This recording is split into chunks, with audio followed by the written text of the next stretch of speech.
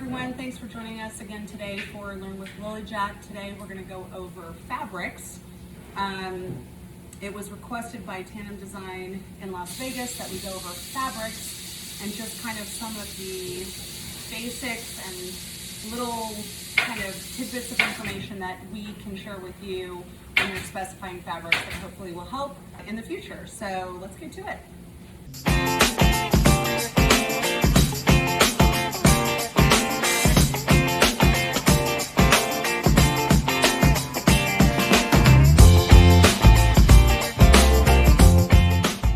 So the first thing I want to go over today is orientation of fabric, and there are two kind of verbiage in the industry. One is off the bolt and one is railroad. So I just want to go over that basic information.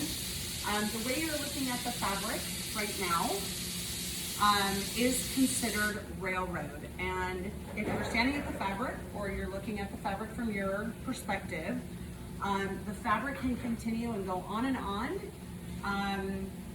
as it goes down the railroad track, so to speak. So that's kind of where railroad came from. If I lift up the fabric this way, and you can imagine that this is a sofa or a chair, it can go all the way across the sofa in this direction with the linear pattern going vertical if it is railroaded, if the fabric is in fact run this direction. Sometimes though, the client may want the fabric and the lines to be horizontal. In that case, we would have to utilize the fabric off the bolt. And off the bolt is basically taking the width of the goods, which is what you see here, and if you wanted horizontal, the width of the goods are 54 inches wide. So we do need some dimension on the ends to be able to cut and sew and seam the fabric together. So you'd have about 48 to 50 inches of width to play with. But you know, sometimes you might have a 6 foot or 7 foot sofa, and if you want to run it off the bolt, we would have to determine where the seams would go in order to do that. So again, this is off the bolt, which is basically the 54-inch wide goods coming off the bolt, rolling off, or a railroad, whereas you can imagine it's just long ways off the bolt, going down the railroad tracks, and it just continues forever. So I hope that was helpful, railroad versus off the bolt. So the next fabric I want to talk about is velvet, but really any fabric that has a little bit of what we call nap.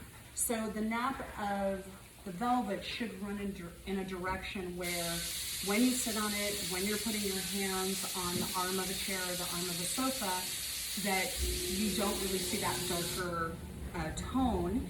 And we want to shift the fabric so that it looks the best from when you're standing and looking at the piece. So nap of the fabric is important, and again, if it's off the bolt, then it makes more sense to run it. Then of course we need seams, or we can railroad it, which in this case I would recommend because there is no nap in the direction if we were to railroad it. So that is a little bit about nap and a little bit about velvet and some of the pieces that would have that change of tone or change of color due to that the touching of the fabric. So that's nap.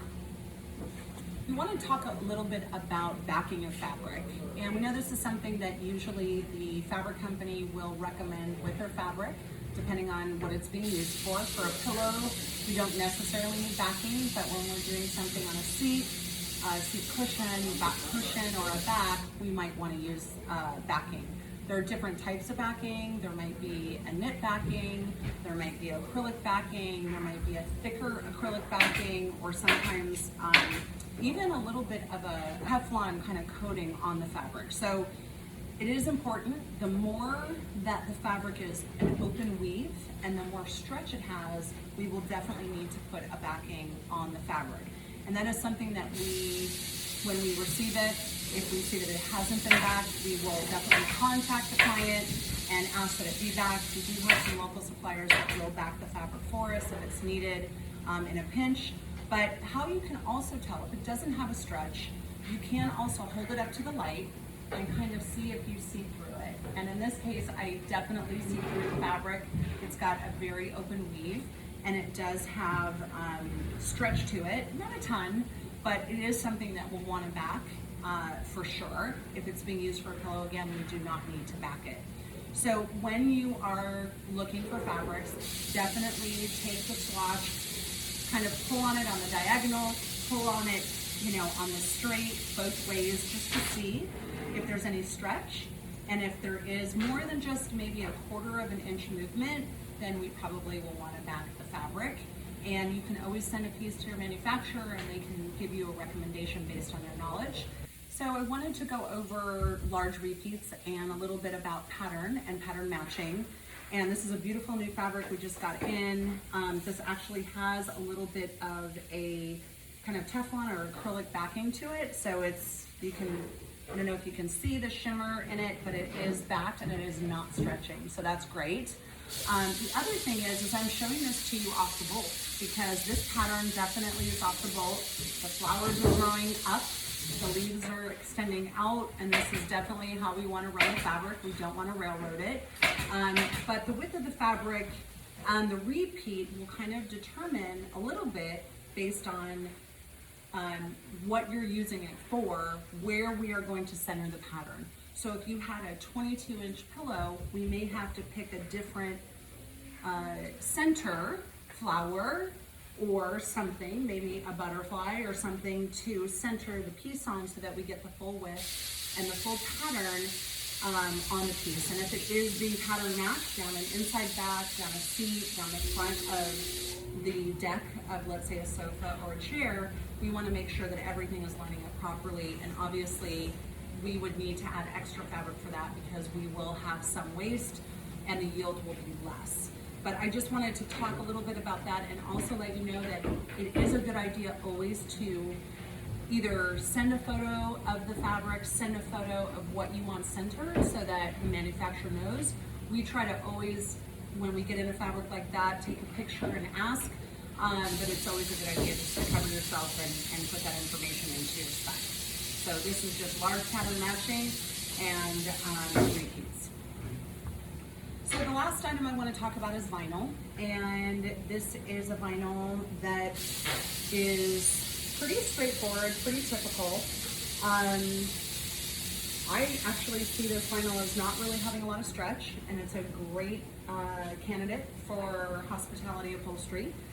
I will say that some of the vinyls definitely have a lot more stretch, and they can also puddle over time, just like some of the leathers that are out there that maybe are a little bit softer. So it is something that you definitely want to look at if you're planning on using vinyl on a seat, and it is something that's going to be larger than just a small kind of dining chair or desk chair seat, and it's a little bit longer. You want to definitely make sure that if you are going to use something that has a little bit of stretch, that the manufacturer offsets that with a firmer foam.